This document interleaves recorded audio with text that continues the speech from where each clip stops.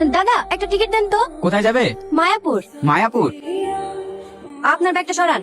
হ্যাঁ হ্যাঁ নিশ্চয়ই। একটু সরে বসুন। কি সমস্যা আপনার? আমার দিকে এভাবে ভ্যালভ্যাল করে তাকাচ্ছেন কেন? মেয়ে দেখলে চোখ চোখানে উঠে পড়ে নাকি? টিকিট টিকিট টিকিট টিকিট দেখি। এটা তো এই বাসের টিকিট না। এই বয়সের টিকিট না?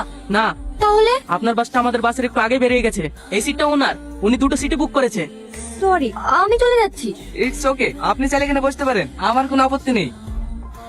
আপনি যেমনটা ভাবছেন আমি তেমন ছেলে না। কোথায় যাবেন আপনি? মায়াপুর। তাহলে তো ভালোই হলো, একসঙ্গে ট্রাভেল করা যাবে। আমিও ওখানেই যাচ্ছি। মায়াপুরের কোথায় যাচ্ছেন আপনি? জমিদার বাড়ি। জমিদার বাড়ি? কি হলো, জমিদার বাড়ির নাম শুনে হঠাৎ দাঁড়িয়ে গেলেন যে? ভয় পান নাকি? না না, ভয় পাই না। বড় সাহেবকে আমি অনেক শ্রদ্ধা করি। আর তাছাড়া আপনি ওই বাড়ির ছেলে, আপনার পাশে বসে আমি যেতে পারি? আপনি ভুল ভাবছেন, আমি ওই বাড়ির ছেলে না। তাহলে আপনি ওই বাড়িতে কি করতে যাচ্ছেন? আমি একজন ইলেকট্রিশিয়ান। জমিদার বাবু বলছিল ওই গ্রামে নাকি কারেন্টের খুব সমস্যা, তাই জমিদার বাড়ি যাচ্ছি। আর আপনি? আমার ওই গ্রামেই বাড়ি। আমি কলকাতায় পড়াশোনা করি। আমার পড়াশোনার যত খরচ সব জমিদার বাবুই দেয়।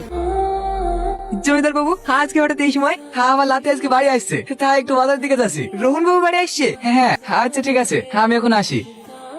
সত্যি আমাদের জমিদার বাবু অনেক বড় মনের মানুষ। হ্যাঁ রে, আমি যখন খেতে পাইছিলাম না তখন আমাকে এই জমিটা দিয়েছে চাষ করার লেগে। মায়াপুর মায়াপুর মায়াপুর, নামুন নামুন নামুন। ওই তো জমিদার সাহেবের গাড়ি। আপনাকে নিতে এসেছে নাকি? হ্যাঁ, আমি তো এই গ্রামের কিছু চিনি না, তাই জমিদার সাহেব গাড়ি পাঠিয়ে দিয়েছে মনে হয়। ঠিক আছে, যান তাহলে। তুমি হেঁটে যাবা?